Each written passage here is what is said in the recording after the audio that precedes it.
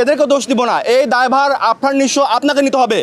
আমরা সাকিবার ফ্যান, আপনার মুভিকে নিয়ে কখনো কোনো রকম নেগেটিভ রিভিউ, কোনো রকম নেগেটিভ প্রচারণায় আমরা লিপ্ত ছিলাম। আমাদের মেগাস্টারের মুভি 103+ হলে রিলিজ হয়েছে।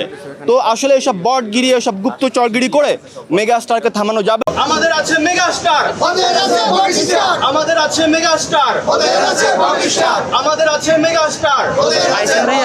বট বাহিনীর কালো হাত, বট বাহিনীর কালো হাত, আজকে সব বট বাহিনীর নাম আপনাদের মাঝে তুলে ধরবো। কিছু কুচক্রী মহল, এতদিন আমরা তাদেরকে বলে এসেছি বট, গুপ্তচর।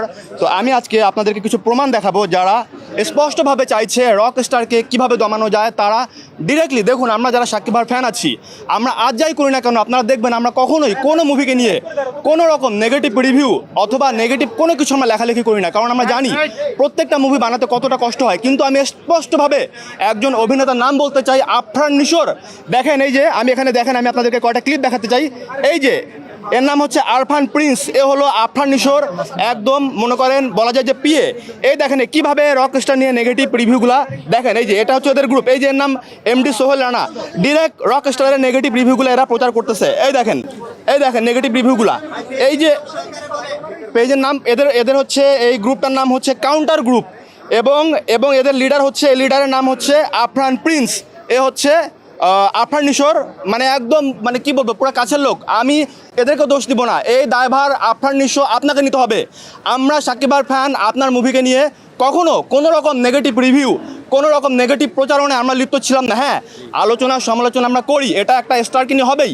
আলোচনা সমালোচনা যদি না হয় তাহলে সে কেমন স্টার? কিন্তু ইনারা এই যে রক স্টারকে নিয়ে যে নেগেটিভ রিভিউগুলো ডিরেক্ট দিচ্ছে, বট বাহিনী, এরা গুপ্তচর। মিনিমাম 100টা আইডি থেকে এরা এই কাজগুলো করছে। তো আমি আজকে আপনাদের মাধ্যমে জানিয়ে দিতে চাই যে এরা যেন এই ধরনের কাজগুলো না করে। এই ধরনের কাজ করে আসলে কোনো লাভ হবে না, কারণ আমাদের মেগাস্টারের মুভি 103+ হলে রিলিজ হয়েছে।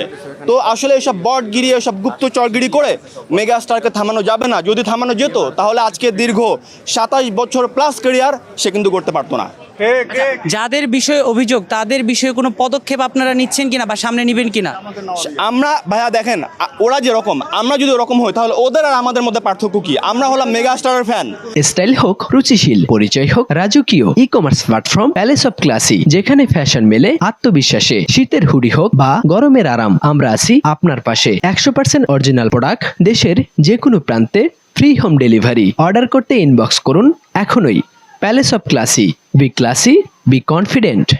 আমরা মেগাস্টার ফ্যান, আমাদের একটা কোয়ালিটি আছে, আমাদের সব কিছু আছে, কিন্তু ওদের তো ভাই এগুলো নাই। ওরা ম্যাক্সিমাম পেজগুলো ওরা চালায় সাকিব ভাইকে নিয়ে ট্রল করে, কিন্তু আমাদের পেজ আপনারা দেখবেন মাসে একটা আপনারা ভিডিও পাবেন না যেটা আমরা নিশোকে নিয়ে কথা বলি। আমাদের টাইম নাই, আমরা তো আমাদের মেগাস্টারকে নিয়ে ব্যস্ত থাকি। আমরা কোনো পদক্ষেপ নিতে চাই না। আমরা ভদ্র মার্জিতভাবে অনুরোধ করে বলতে চাই, আপনারা এরকম করবেন না, কারণ আগামীতে কিন্তু আপনাদের অভিনেতারও মুভি রিলিজ হবে। সেই সময় যদি আমরা এটার কাউন্টার দিই, আপনারা কি নিতে পারবেন? যদিও আপনাদের আফরান নিশোর মুভি এই সিনেপ্লেক্স ছাড়া কিন্তু আর কোনো হল মালিক নেয় না। তো সুতরাং আমি আপনাদেরকে ভদ্রভাবে, আজকে এই যে জার্নালিস্ট ভাইয়েরা এসেছে, আমি রিকোয়েস্ট করতে চাই আপনারা এগুলো করবেন না। আমরা দেখেছি গত 2 দিন আগে এই স্টার সিনেপ্লেক্স থেকে একজন নারী অডিয়েন্স রিভিউ দিতে যেয়ে সাংবাদিকদের বুমের মধ্যে থু ফেলে চলে গিয়েছে। আমি সেই সকল জার্নালিস্ট ভাইদেরকে বলতে চাই, আপনাদের সেই সময় তীব্র প্রতিবাদ করা উচিত ছিল। আপনারা জার্নালিস্ট ভাইদের মাধ্যমে সারা দেশের মানুষ জানতে পারে যে সিনেমা হলে কী চলছে, কোন মুভি চলছে। অডিয়েন্স রিভিউ আপনারা তুলে ধরেন, কিন্তু সেই অডিয়েন্স যদি এই ধরনের আচরণ করে, বুমের ভেতরে থু ফেলে চলে যায়, এটা ভীষণ দুঃখজনক। আমরা এটা মনে করছি এটা উনি অবশ্যই বট অথবা গুপ্ত বাহিনীর কোনো লোক ছিল।